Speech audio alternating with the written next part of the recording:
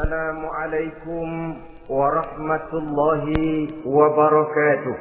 وعليكم السلام ورحمة الله وبركاته.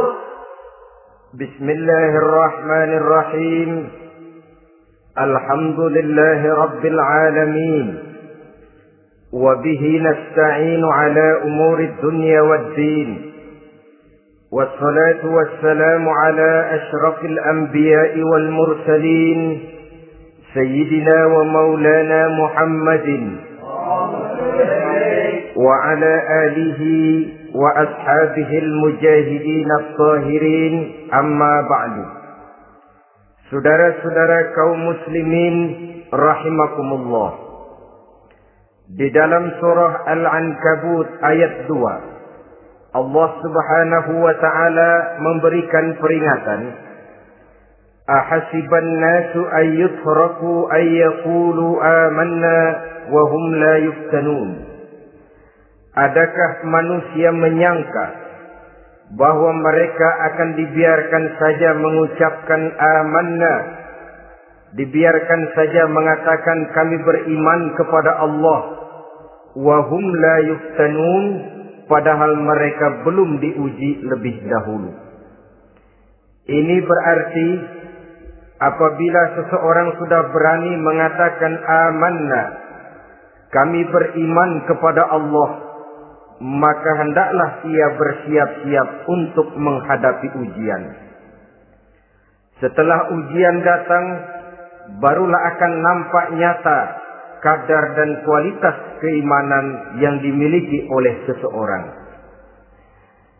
Timbul pertanyaan, mengapa orang yang beriman yang justru diuji oleh Allah Subhanahu wa ta'ala? Logikanya tentu ringan saja, bahwa yang mengikuti ulangan di sekolah tentu adalah anak-anak sekolah. Kalau tidak sekolah, tentu saja tidak perlu ikut ulangan. Makin tinggi kelasnya, makin berat soal ulangan yang diberikan kepadanya. Demikianlah dalam kehidupan beragama. Justru yang beriman, yang mendapat ujian dari Allah Subhanahu wa ta'ala, semakin tinggi nilai kualitas keimanannya, akan semakin berat ujian dan cobaan yang diberikan kepadanya. Nabi kita Muhammad sallallahu alaihi wasallam pernah pula memperingatkan. Beliau bersabda, "Inna asyaddal bala'i al-anbiya, thumma al-awliya, thumma al-ulama, thumma al-amsal fal-amsal, ubtuliyan nasu ala hasabi dinih." Sesungguhnya ujian yang paling berat adalah yang telah diberikan Allah kepada para nabi-nabi. Di bawah itu adalah para aulia, kemudian para ulama, bertahap ke bawah dan ke bawah, diuji setiap orang menurut keteguhan dan kekuatannya berpegang kepada agamanya. Jadi semakin teguh kita berpegang kepada ajaran agama, semakin dekat kita dengan aturan-aturan agama, semakin berat ujian dan cobaan yang datang menimpa kehidupan ini. Maka persoalan inilah yang akan kita bicarakan pada pertemuan kali ini, tentang cobaan-cobaan yang datang menimpa kehidupan kita. Pokok persoalannya adalah surah Al-Baqarah ayat 155. Allah Subhanahu wa ta'ala menjelaskan jenis-jenis ujian yang diberikan kepada kita orang-orang yang beriman. Dalam Al-Baqarah 155 itu Allah Subhanahu wa ta'ala menjelaskan, وَلَنَبْلُوَنَّكُمْ بِشَيْءٍ مِّنَ الْخَوْفِ وَالْجُوعِ وَنَقْصٍ مِّنَ الْأَمْوَالِ وَالْأَنفُسِ وَالثَّمَرَاتِ وَبَشِّرِ الصَّابِرِينَ الَّذِينَ إِذَا أَصَابَتْهُمْ مُصِيبَةٌ قَالُوا إِنَّا لِلَّهِ وَإِنَّا إِلَيْهِ رَاجِعُونَ. وَلَنَبْلُوَنَّكُمْ بِشَيْءٍ مِّنَ الْخَوْفِ, dan tentu dan pasti kata Allah, kami akan menguji kamu sekalian, kami akan mencoba kamu sekalian dengan sebagian kecil dari rasa takut. Wal ju', rasa lapar, wa naqsim minal amwal wal anfusi was samarat, kekurangan harta, jiwa dan buah-buahan. Ada 5 macam jenis ujian yang dijelaskan di dalam Al-Baqarah 155 ini. Yang pertama, walanabluwannakum bisyai'im minal khawf. Kami uji, kami coba kamu dengan sebagian kecil daripada rasa takut. Setiap manusia terlahir dengan membawa 2 sifat. Yang kontroversil, akan disebut apa seseorang bergantung kepada sifat mana yang lebih menonjol di dalam dirinya. Tiap orang punya rasa berani, tiap orang punya rasa takut. Kalau beraninya lebih besar daripada takutnya, ia dinamakan pemberani. Tapi kalau takutnya yang lebih besar daripada beraninya, ia dinamakan penakut. Tapi yang jelas, 2 sifat kontroversial ini memang ada dalam diri manusia. Akan diuji kamu sekalian dengan sebagian kecil daripada rasa takut. Takut yang kadang-kadang tidak beralasan. Yang kaya takut jatuh miskin, yang punya jabatan takut kehilangan kedudukan dan pengaruhnya, dan pada akhirnya yang hidup pun menjadi takut mati. Sesuatu yang sungguh tidak beralasan dan menimbulkan kegelisahan di dalam kehidupan. Mari kita lihat dampak yang ditimbulkan oleh rasa takut ini. Ada orang kaya yang takut jatuh miskin. Akibat rasa takutnya ini, pertama, ia menumpuk-numpuk harta sebisa-bisanya dengan menghalalkan segala macam cara. Tidak peduli halal haram, tidak ngerti hak batil, tidak tahu hak dan pantas dan ma'ruf munkar atau tercela. Yang penting ia bisa menumpuk-numpuk harta, menimbun-nimbunnya, tidak hanya cukup untuk dirinya sendiri. Kalau perlu anaknya sudah dipersiapkan untuk jadi orang kaya, cucunya disiapkan jadi orang kaya, anak cucunya, cucu-cucunya, seluruhnya. Dia takut jatuh miskin. Kemudian akibat dari rasa takut ini, ia pun terjebak ke dalam penyakit bakhil bin pelit alias kikir. Tidak sedikit pun tergerak hatinya untuk memberikan bantuan dan pertolongan kepada mereka yang memang memerlukannya. Termasuklah ia ke dalam apa yang diingatkan Allah. Allazi jama'a malan wa ajjadahu yahsabu anna malahu akhladah. Orang-orang yang menumpuk-numpuk harta kemudian menghitung-hitungnya. Dia menyangka bahwa hartanya akan dapat mengekalkan kehidupannya di dunia ini. Dia menyangka hartanya akan dapat mengekalkan kebahagiaannya di dalam kehidupan ini. Maka kerjanya hanya menumpuk dan menumpuk, dan dia sangat takut untuk jatuh miskin. Saudara-saudara kaum muslimin rahimakumullah. Lalu yang kebetulan punya jabatan takut kehilangan kedudukan dan pengaruhnya. Maka ia akan melakukan segala cara dan jalan untuk menjaga keamanan dan ketenangan dari jabatan yang sedang didudukinya. Hilang kesadaran bahwa jabatan adalah amanah. Hilang pengertian bahwa kedudukan adalah alat untuk berbuat baik dan mengabdi kepada sesamanya. Yang ada pikirannya hanyalah bagaimana menjaga kedudukan dan pengaruhnya agar tetap ada dalam dirinya. Segala cara pun dilakukan dan kadang-kadang ia kehilangan kontrolnya. Kemudian pada akhirnya manusia pun dilanda oleh perasaan takut mati. Sungguh sangat tidak beralasan sama sekali. Karena mati adalah kewajiban dari semua yang bernama hidup. Dan Nabi mengingatkan, al-mautu babun fa kullun nasi dakhilu. Mati adalah merupakan satu pintu yang setiap orang akan masuk ke dalam pintu itu. Bahkan mati sesungguhnya bisa merupakan nasihat di dalam kehidupan kita. Beliau bersabda, taraktu fikum nasihataini, nasiqan wa samitan. Aku tinggalkan kepada kamu 2 macam nasihat. Pertama, nasihat yang pandai bicara, dan yang kedua, nasihat yang diam saja. Sahabat bertanya, nasihat yang pandai bicara itu apa ya Rasul? Beliau menjawab, Al-Quran. Kalau nasihat yang diam saja apa ya Rasul? Beliau menjawab, mau. Saudara-saudara kaum muslimin rahimakumullah, yang kaya takut miskin, yang punya jabatan takut kehilangan kedudukan dan pengaruhnya, dan pada akhirnya yang hidup pun menjadi takut mati. Sesungguhnya takut-takut yang sangat tidak beralasan sama sekali.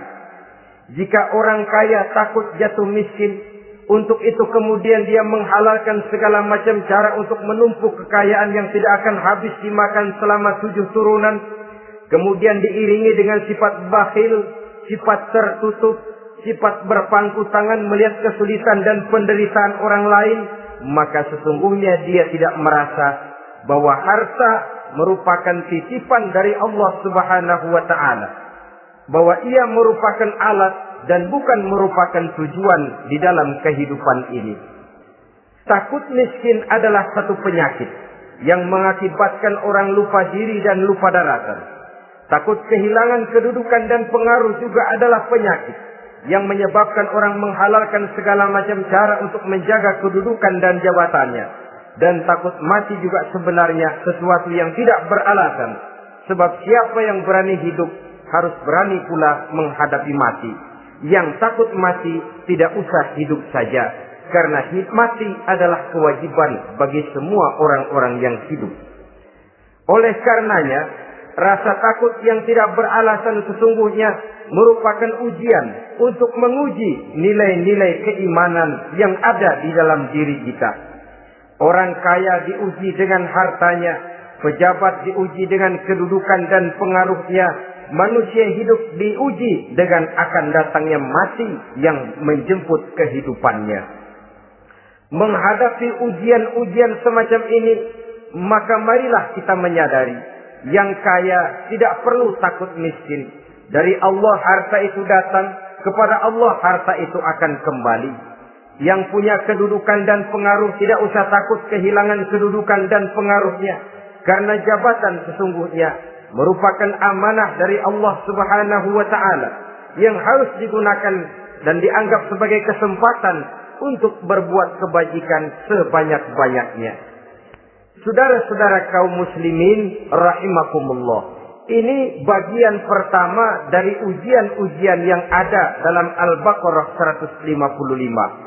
وَلَنَبْلُوَنَّكُمْ بِشَيْءٍ مِّنَ الْخَوْفِ, kami akan uji, kami akan coba kamu dengan sebagian kecil daripada rasa takut.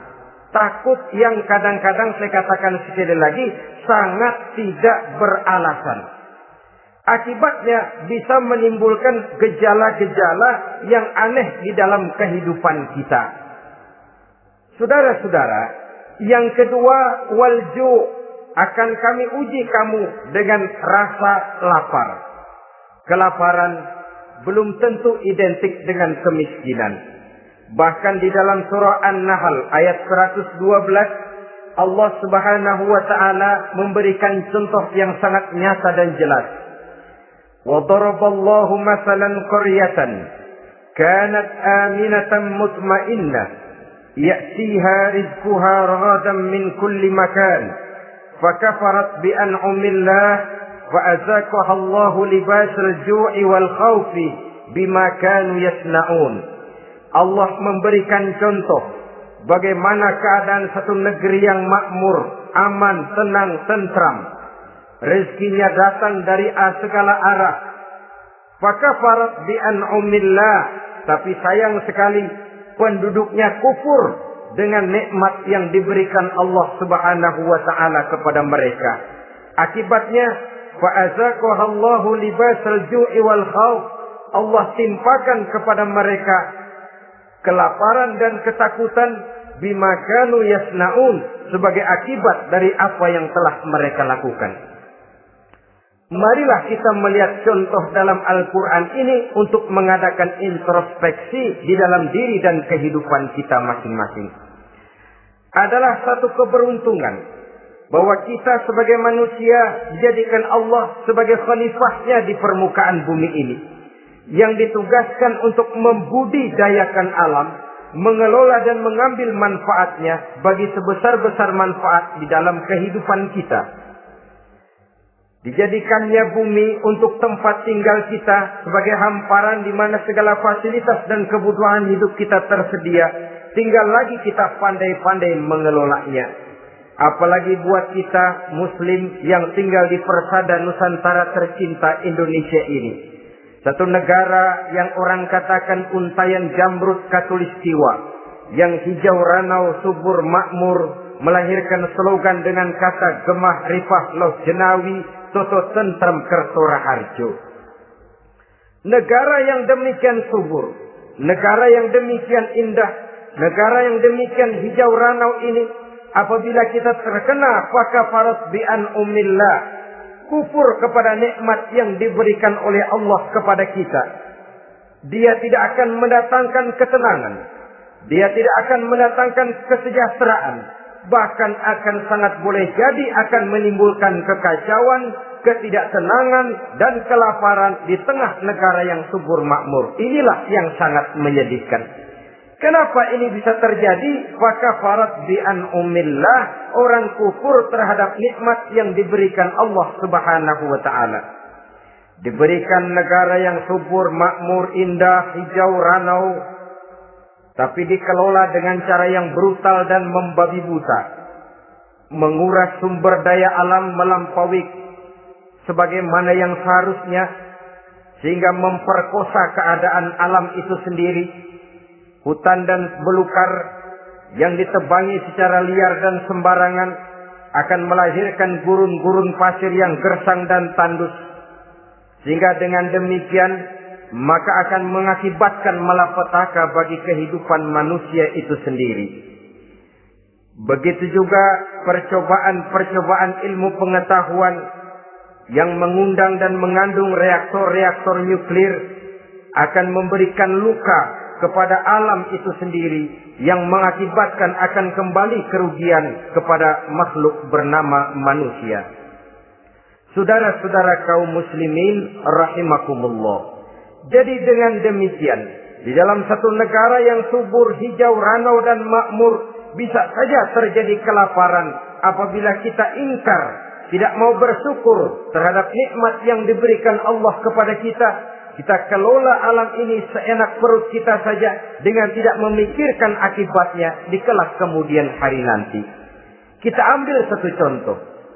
Orang-orang tua kita dulu pada umur 60 tahun, 70 tahun, kalau dia menanam kelapa, orang lalu bertanya, kakek nanam kelapa untuk siapa nanti? Apa jawabannya? Untuk anak cucu saya. Umur 60 tahun atau umur 70 tahun, ia masih menanam pohon kelapa. Untuk apa katanya? Untuk anak cucu saya di belakang kemudian hari nanti. Orang yang bisa menanamkan sesuatu untuk generasi yang akan datang, itulah orang tua yang bijaksana. Tapi orang yang menanam sesuatu hanya untuk kepentingan dirinya sendiri saja, maka itulah orang yang hanya mementingkan diri sendiri atau orang egois.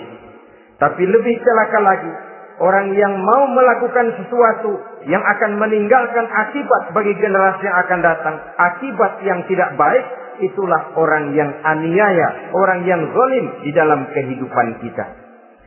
Bumi, tempat di mana kita manusia tinggal, bukan satu wujud yang tanpa batas. Pernahkah kita membayangkan cuma satu bumi untuk dihuni oleh 5 miliar lebih dari makhluk bernama manusia, yang kadang-kadang pertumbuhan sarana untuk menunjang kehidupan tidak sepesat pertumbuhan jumlah makhluk bernama manusia itu sendiri. Oleh karena itu kita dituntut untuk pandai-pandai mengelola, membudidayakan alam ini dengan tetap menjaga keseimbangannya, sehingga bahaya kelaparan yang merupakan ujian di dalam kehidupan, insya Allah tidak akan kita temukan di dalam kehidupan kita. Saudara-saudara kaum muslimin rahimakumullah. Ini kelaparan dalam artian sebagai satu bangsa. Bisa juga kelaparan dalam artian dalam kehidupan pribadi daripada manusia. Hidup ini, kata orang, berjalan bagaikan roda pedati. Sekali tempo naik kita ke atas, lain saat turun kita ke bawah. Ada saatnya kita jaya, ada saatnya kita pun mengalami kemunduran.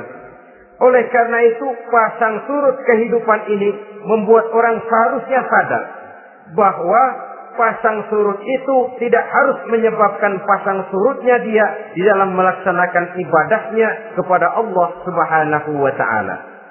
Kelaparan boleh jadi memang merupakan ujian untuk menguji nilai-nilai keimanan seseorang.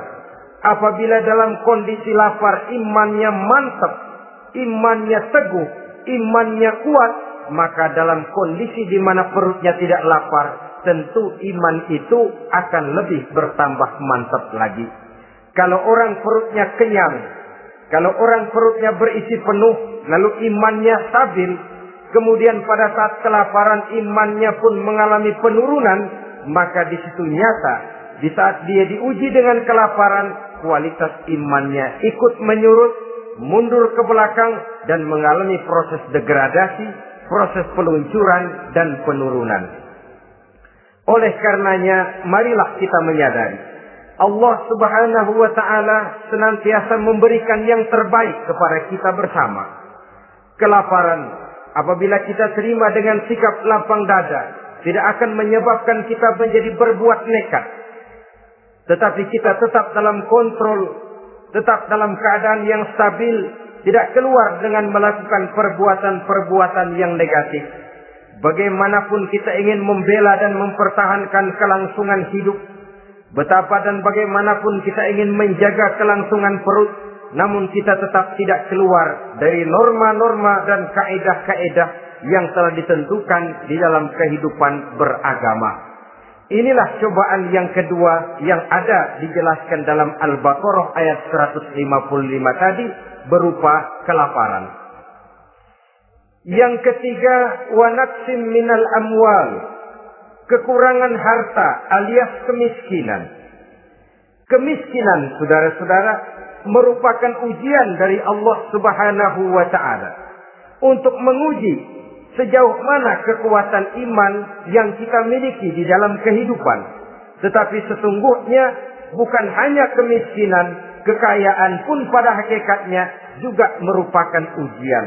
Namun umumnya manusia akan lebih merasa diuji jikalau dia miskin daripada diuji jikalau dia menjadi orang yang kaya.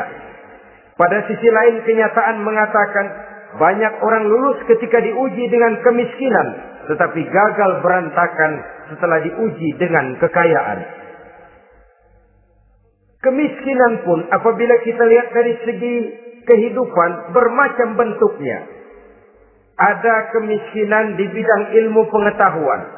Karena kemiskinan dan kebodohan memang merupakan dua saudara yang seakan-akan sekandung.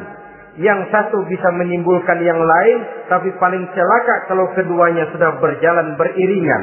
Maksud saya, kemiskinan bisa menimbulkan kebodohan, kebodohan bisa menimbulkan kemiskinan, tapi yang paling celaka sudahlah miskin, bodoh pula. Miskin ilmu.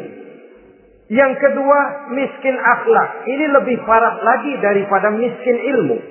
Kalau miskin ilmu orang sekedar goblok bin bodoh alias tolol, maka miskin akhlak ini menyebabkan orang kurang ajar, tidak punya budi pekerti.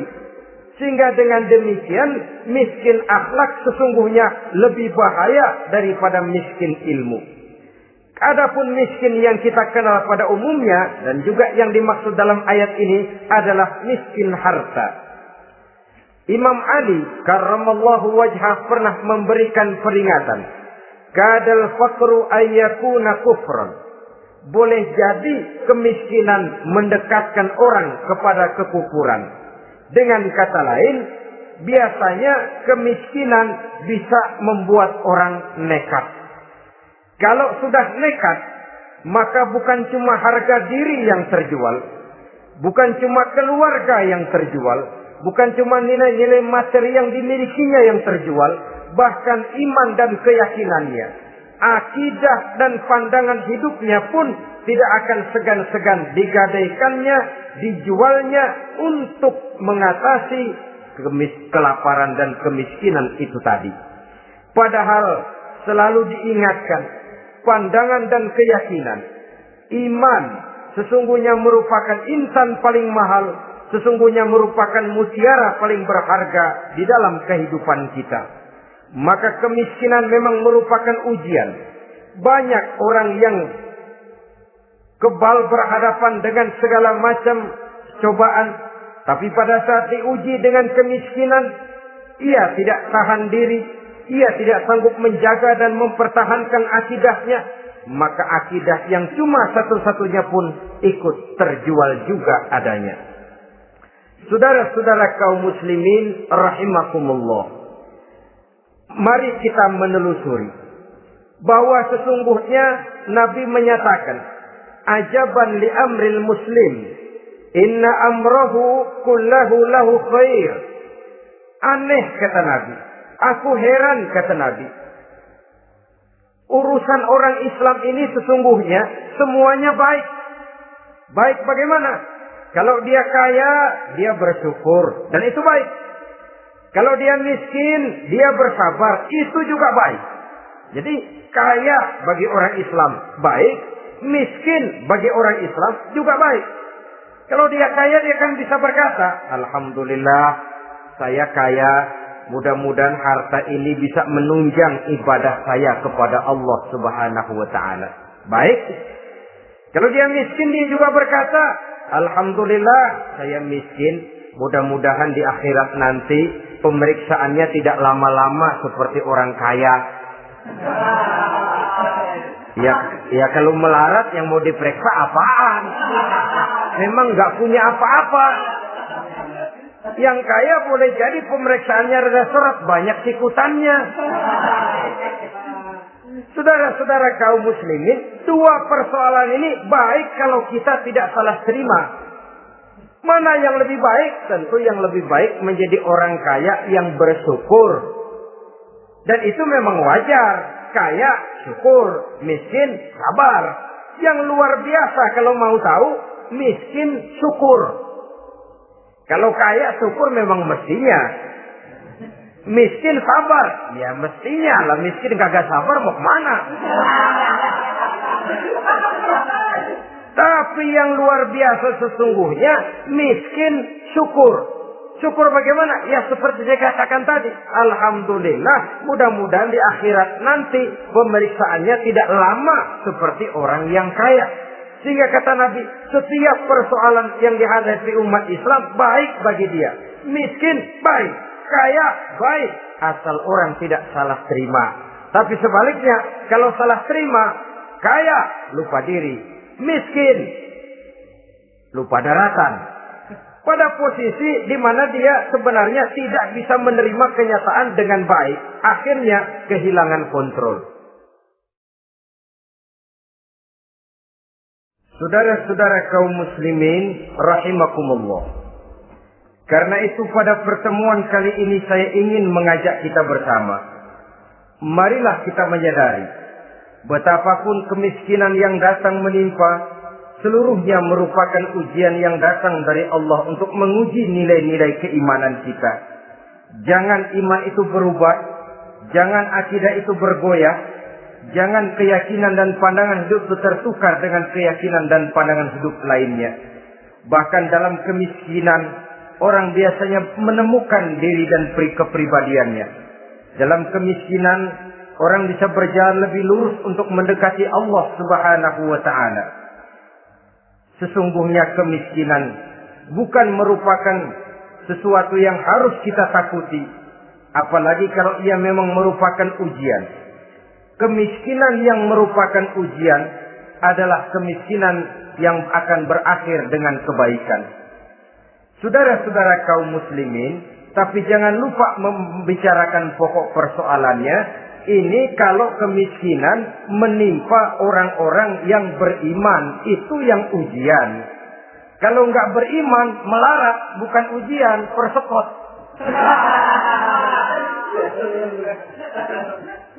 Nah, orang lalu bertanya, Pak, kalau orang kafir kaya bagaimana? Nah, begini saudara-saudara. Dalam agama itu ada yang disebut nikmat, ada yang disebut istidraj. Kalau nikmat itu hanya diberikan kepada hamba-hamba yang beriman. Kalau istidraj itu diberikan kepada siapa saja yang mau berusaha. Tidak soal dia beriman atau tidak. Tidak soal dia mau bersujud atau tidak. Asal dia berusaha, dia dapat. Itu yang dinamakan istidraj. Seperti orang mancing ikan, mesti diberikan umpan. Setelah umpan itu dimakan, tidak langsung ditarik, tapi diulur dulu. Sampai kira-kira mata kail itu nyangkut di leher si ikan, baru diangkat ikan itu ke atas. Dan sampai di atas kita bisa maklum nasib ikan tadi. Bisa digetok, bisa dibacok, bisa digoreng, bisa dipepes. Tapi yang jelas nasibnya merana.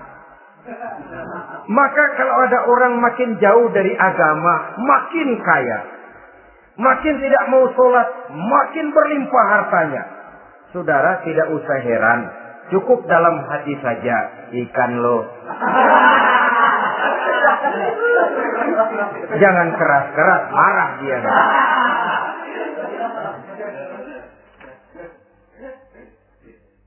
Kemiskinan apabila didasari dengan sikap keimanan merupakan ujian untuk menguji kualitas keimanan seseorang. Bahkan satu hadis menyatakan apabila Allah mencintai seorang hamba, maka diujinya hamba itu karena Allah ingin mendengar liyasma'a tadarru'ahu, ingin mendengar ratapan orang tadi. Sama juga kita, kadang-kadang karena cinta benar kepada anak kita yang mungil, suatu saat kita ingin mendengar dia nangis, kita cubit dia. Bukan karena gemes, bukan karena benci, ingin mendengar nangisnya kok indah begitu. Saudara-saudara kaum muslimin rahimakumullah. Jadi jangan sampai ada pertanyaan, saya kan sembahyang rajin banget, kenapa miskin ya? Apabila sekali lagi didasari dengan sikap keimanan, maka kemiskinan merupakan ujian. Dan tentu anak sekolah itu kalau lagi ujian berat, capek, sakit hati, peras keringat, banting tulang, kepanasan, kehujanan, kenikmatan baru akan dia rasakan pada saat terima rapot pengumuman kenaikan kelas. Di situ kenikmatannya terasa.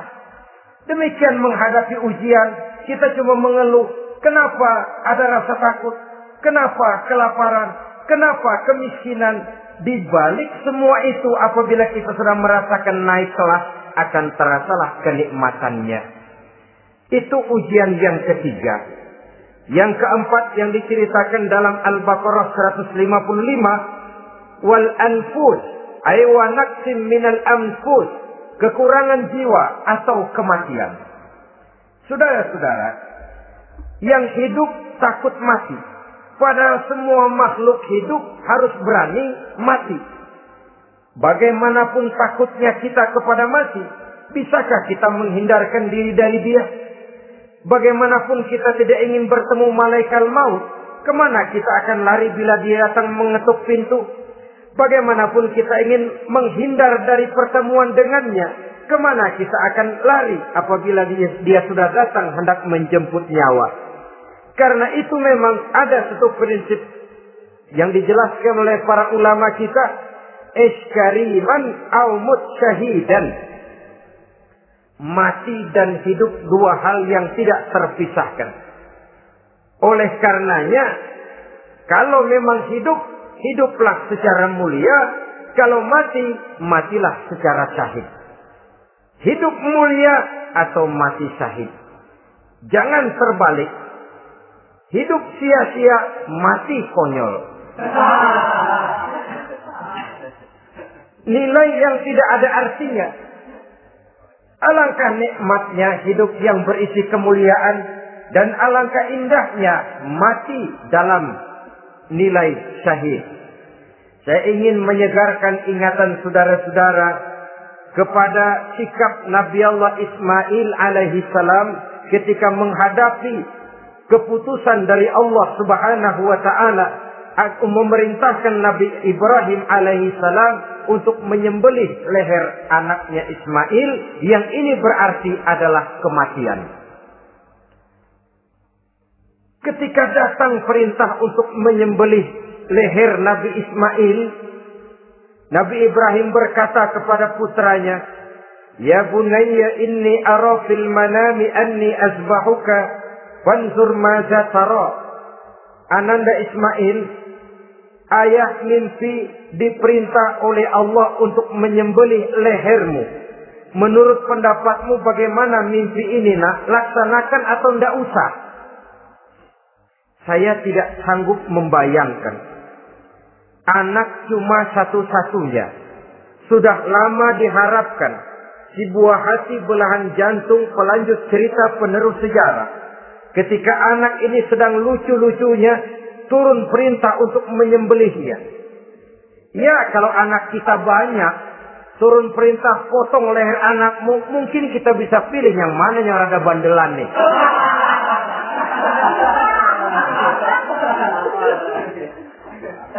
Tapi ini anak cuma satu-satunya. Lucu, sudah lama diharapkan. Dan memang itu juga merupakan ujian kepada Nabi Allah Ibrahim. Seolah-olah Allah berkata, "Hai Ibrahim, dahulu sebelum kau punya anak, kau memang cinta kepadaku. Sekarang setelah kau punya anak, masuk rasa cinta anak ke dalam hatimu. Buktikan Ibrahim, mana yang lebih besar, cintamu kepadaku, kata Allah, atau cintamu kepada anakmu. Sembelih leher anakmu." Ternyata kemudian sejarah menyatakan, Nabi Ibrahim cinta kepada Allah, beliau pun cinta kepada putranya. Tapi cintanya kepada Allah lebih besar daripada cintanya kepada putranya. Sehingga ketika turun perintah penyembelihan, itu pun dilaksanakannya, tapi tetap musyawarah dulu. Yakin itu memang perintah Allah, beliau toh mengajak dialog putranya. Ini yang penting dalam kehidupan kita. Dialog. Nah, bapak mimpi diperintah Allah untuk menyembelih lehermu. Menurut pendapatmu bagaimana, nak? Laksanakan atau tidak? Yakin itu perintah Allah, tapi asas musyawarahnya tidak beliau tinggalkan. Walaupun yakin orang tua berbuat untuk kebaikan anak, alangkah baiknya anak diajak bicara. Sehingga dengan hasil pembicaraan ini nanti kita akan mengerti gejala perkembangan dan kemauan dari jiwa si anak tadi. Saudara-saudara kaum muslimin, apa jawaban Nabi Allah Ismail yang ketika itu masih remaja? Beliau menjawab, "Ya abatif al-ma tu'mar, satajiduni insyaallahu minas sabirin." Bapak, jikalau memang ini memang perintah Allah, laksanakan saja Bapak. Tidak usah ragu. Mudah-mudahan nanti Bapak akan menemukan saya termasuk ke dalam golongan orang-orang yang sabar. Ini pantulan doa Nabi Ibrahim dahulunya ketika meminta seorang keturunan yang merupakan anak yang soleh. Jawaban dari anak yang soleh. Kalau memang ini perintah Allah Bapak, laksanakan saja. Saya insya Allah termasuk ke dalam golongan orang-orang yang sabar. Kalau Allah memerintahkan Bapak untuk menyembelih leher saya, silahkan Pak. Saya ikhlas, saya ridho, saya rela untuk memenuhi perintah Allah Subhanahu wa Ta'ala. Ini jawaban anak soleh. Sebab itu sering saya katakan, kalau kita cuma punya anak pintar tidak soleh, mungkin jawabannya nggak begini. "Nak, Bapak diperintah motong leher kamu, nak, bagaimana pendapatmu?" Mungkin dia jawab, "Bapak aja yang tuaan, Pak."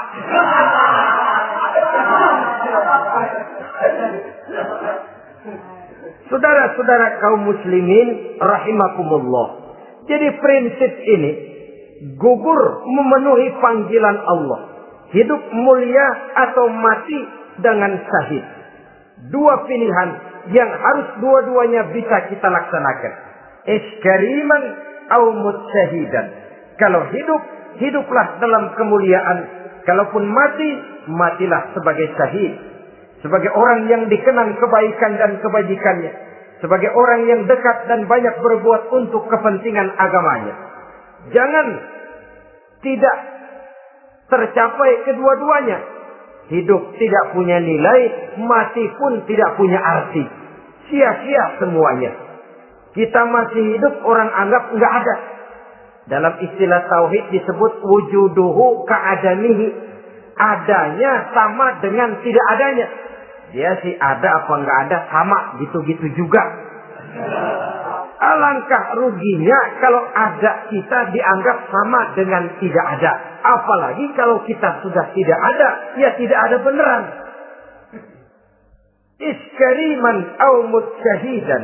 Hiduplah mulia atau matilah sebagai syahid. Saudara-saudara kaum muslimin rahimakumullah. Mati sesungguhnya juga merupakan ujian. Untuk menguji sejauh mana persiapan yang sudah kita lakukan di dalam kehidupan ini untuk menyambut. Dan tidak cuma sekedar untuk menyambut, tapi juga untuk mengarungi kehidupan sesudah kematian itu sendiri. Sebab kematian bukan akhir dari segalanya. Kematian cuma satu pintu di mana kita akan masuk dan akan berjalan kembali menelusuri fase-fase kehidupan yang telah ditentukan oleh Allah Subhanahu wa taala. Saudara-saudara kaum muslimin rahimakumullah. Pembicaraan tentang kematian ini pun bisa kita evaluasi. Ada yang takut mati usahanya, ada yang takut mati karirnya, ada yang takut mati rezekinya, ada yang takut mati batinnya, ada yang takut mati jasmaninya, dan lain sebagainya. Seluruh ketakutan kepada kematian itu memang merupakan hal yang wajar. Ada yang takut mati usahanya, ada yang takut mati karirnya, ada yang takut mati rezekinya. Tapi kalau ketakutan itu lalu melahirkan perbuatan-perbuatan negatif yang menimbulkan penyimpangan, itu sudah di luar dari yang seharusnya. Kematian merupakan ujian. Menghadapi segala macam ujian termasuk kematian ini akan kita bicarakan pada bagian penutup nanti. Yang kelima, saudara-saudara, ujian yang dijelaskan dalam Al-Baqarah 155 tadi, wa naqsim minas samarat, kekurangan buah-buahan. Kekurangan buah-buahan bisa berarti paceklik. Ini juga bisa diakibatkan oleh apa yang dijelaskan dalam An-Nahl 112 tadi. Orang kufur kepada nikmat yang diberikan Allah Subhanahu wa ta'ala. Orang jauh dari petunjuk-petunjuk agama. Merasa segala persoalan bisa dipecahkan dengan kemampuan otaknya. Hilang rasa ketergantungannya kepada Allah Subhanahu wa ta'ala. Maka usahanya bisa berakhir dengan yang tidak diharapkan. Sudah bikin target, tahun ini kita bakal panen raya besar. Tahu-tahu tikus ngamuk. Habis padi digarap oleh tikus, panen bisa gagal. Bahkan beberapa tahun yang lalu, kita masih ingat bagaimana ulat-ulat menyerbu pohon-pohon jambu. Ribuan batang pohon jambu.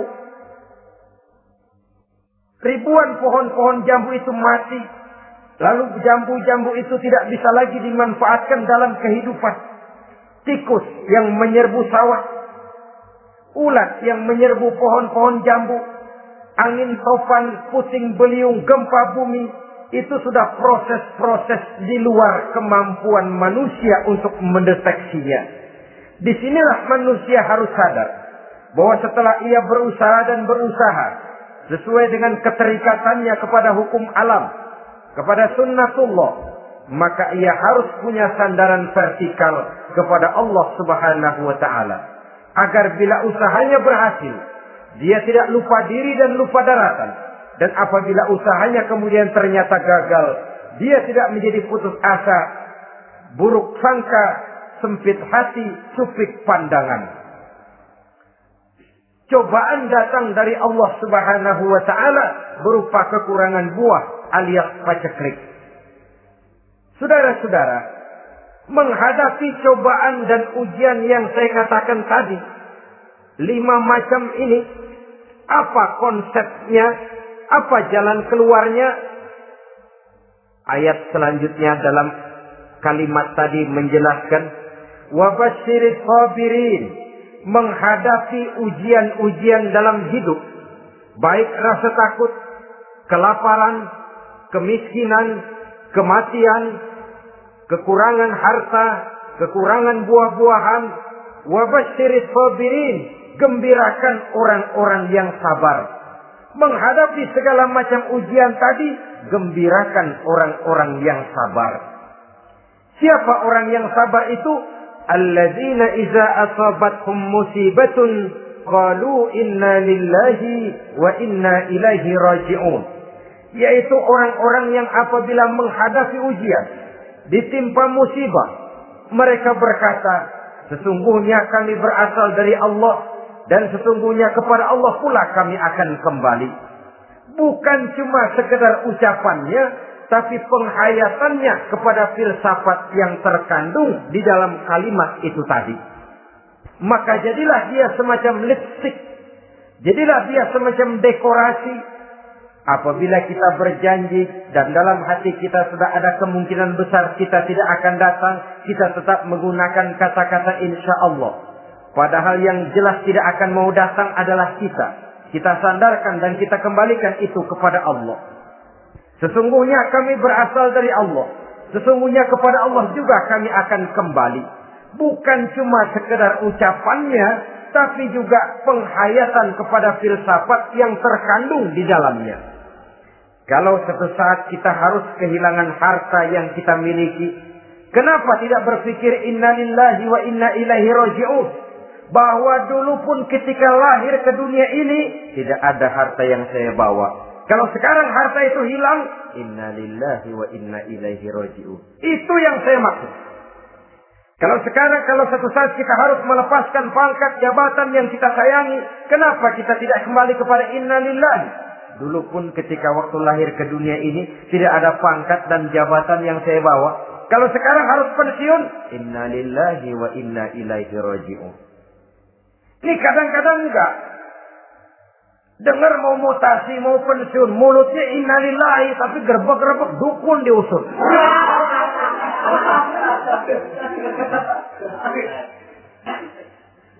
Keluarganya meninggal, mulutnya innalillahi, tapi nangisnya tetap enggak mau berhenti. Bukan cuma sekedar ucapannya, tetapi penghayatan kepada nilai dan filsafat yang terkandung di dalam kalimat innalillahi itu. Sesungguhnya segalanya saja berasal dari Allah. Segalanya saja akan kembali kepada Allah Subhanahu wa ta'ala. Kalau ini yang kita jadikan landasan, maka sesungguhnya menghadapi berbagai ujian ini, kita tidak akan salah tingkah. Tidak akan salah tingkah, tidak akan salah sikap. Kalau sudah ini dasar dan fondasi yang menjadi landasan tempat di mana seluruh cobaan datang bertumpu, segalanya datang dari Allah, segalanya akan kembali kepada Allah, maka betapapun bertumpu ujian datang menimpa, rasanya tidak akan lagi membuat kita goyah, karena fondasi tempat kita berdiri sudah demikian kokoh dan kuatnya. Dan fondasi itu inna lillahi wa inna ilaihi raji'un. Segalanya datang dari Allah, segalanya akan kembali kepada Allah Subhanahu wa ta'ala.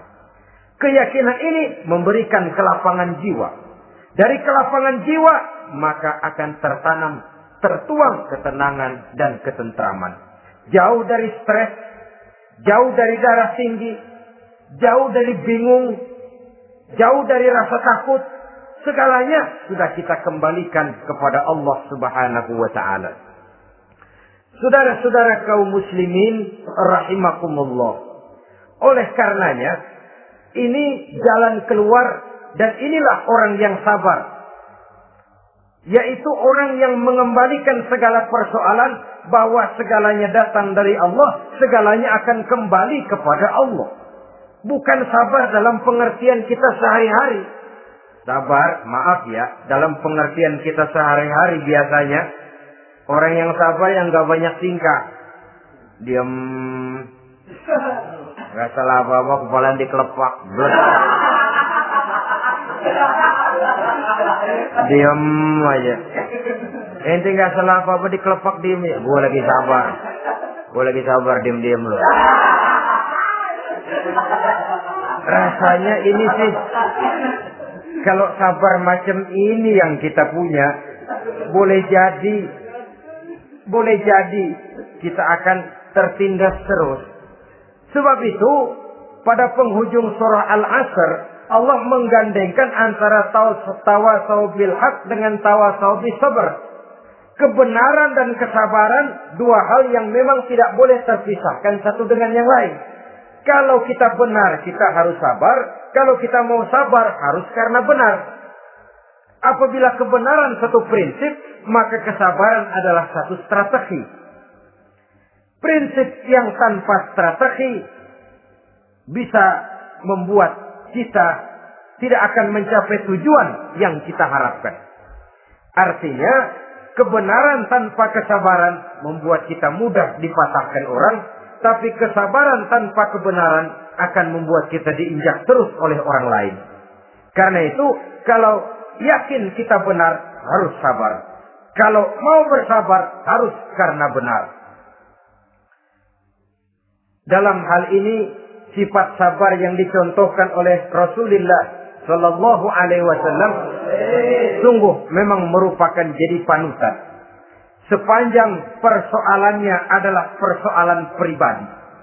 Sepanjang pribadi beliau yang dihina, sepanjang pribadi beliau yang dicaci maki, beliau biasanya bisa mengendalikan diri. Tapi kalau sudah agama masalahnya, maka beliau pun tidak segan-segan mencabut pedang, maju ke medan perang. Bukan untuk memaksakan agama dan keyakinan, karena agama dan keyakinan memang tidak bisa dipaksakan. Tapi untuk menjaga, membela dan mempertahankan agama dari hinaan, cemoohan dan caci maki orang lain. Yang kita lakukan sebaliknya. Kalau pribadi kita yang dihina, marahnya 17 langit. Tapi kalau sudah agama dicaci maki orang, agama dihina orang, agama diremehkan orang, biarin dah, masih banyak ustaz. Cuma masalah ustadkah agama itu? Cuma urusan kiaikah agama itu? Tidak. Agama itu urusan setiap pribadi muslim. Ya, dia jadi pengusaha, ya dia jadi pejabat, ya dia jadi seniman, ya dia jadi teknokrat, ya dia jadi ekonom, ya dia jadi pakar di berbagai bidang. Agama adalah masalah setiap kita. Kalau pribadi Nabi yang dicaci, pribadi yang dihina dan dicemoohkan orang, beliau mengendalikan diri. Tapi kalau sudah agama taruhannya, beliau tidak segan-segan cabut pedang, maju ke medan perang. Sabar tapi pada tempatnya. Sabar tidak dalam artian diam, delohom, ayem-ayem, gelenggem, menunggu embun yang turun dari langit. Emang lagi lapar, sabar aja. Nggak usah makan, nanti juga waktunya Tuhan kasih kenyang-kenyang. Kalau sabar macam ini yang kita pakai, lapar terus dah. Emang giliran sakit, sabar aja. Nggak usah berobat, nanti juga waktunya baik, sembuh. Mati terus dah.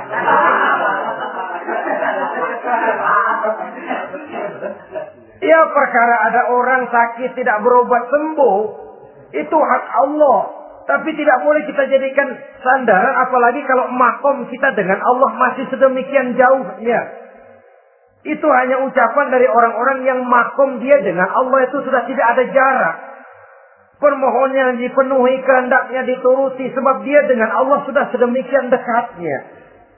Kalau kita masalahnya, yang antara kita dengan Allah ini dilapisi oleh dosa dan kesalahan yang kita kerjakan sendiri, rasanya kita masih harus banyak berbuat sesuai dengan keterikatan kita kepada sunnatullah itu. Orang yang sabar adalah orang yang sadar kepada hakikat dan filsafat yang terkandung di dalam kalimat inna lillah wa inna ilaihi raji'un. Segalanya datang dari Allah, segalanya pun akan kembali kepada Allah. Harta yang hilang tidak membuat kita gundah, pangkat yang harus kita tanggalkan tidak membuat kita kecil hati dan tidak akan meninggalkan medan pengabdian. Kenapa? Kita cuma menganggap itu satu titipan. Lain kalau kita anggap itu punya kita, jabatan punya kita. Nah, itu yang kita suka wangkeng. Saudara-saudara kaum muslimin, kesimpulannya banyak cobaan-cobaan dalam hidup. Yang dibicarakan dalam Al-Baqarah 155 ini sebagian kecil dari rasa takut, kelaparan, kemiskinan, kematian, dan kekurangan buah-buahan. Menghadapi segala macam ujian tadi, kembalilah kita kepada dasar inna lillahi wa inna ilaihi raji'un. Segalanya datang dari Allah, segalanya pun akan kembali kepada Allah. Semoga dengan sikap ini kita akan lapang dada menghadapi ujian dan akan semakin tangguh iman dan akidah kita menghadapi cobaan yang datang menimpa. Inilah pertemuan pada kali ini. Semoga ada manfaatnya. Terima kasih atas segala perhatian. Mohon maaf atas segala kekurangan. Usikum wa nafsi bitaqwallah. Wassalamualaikum warahmatullahi wabarakatuh. Waalaikumsalam warahmatullahi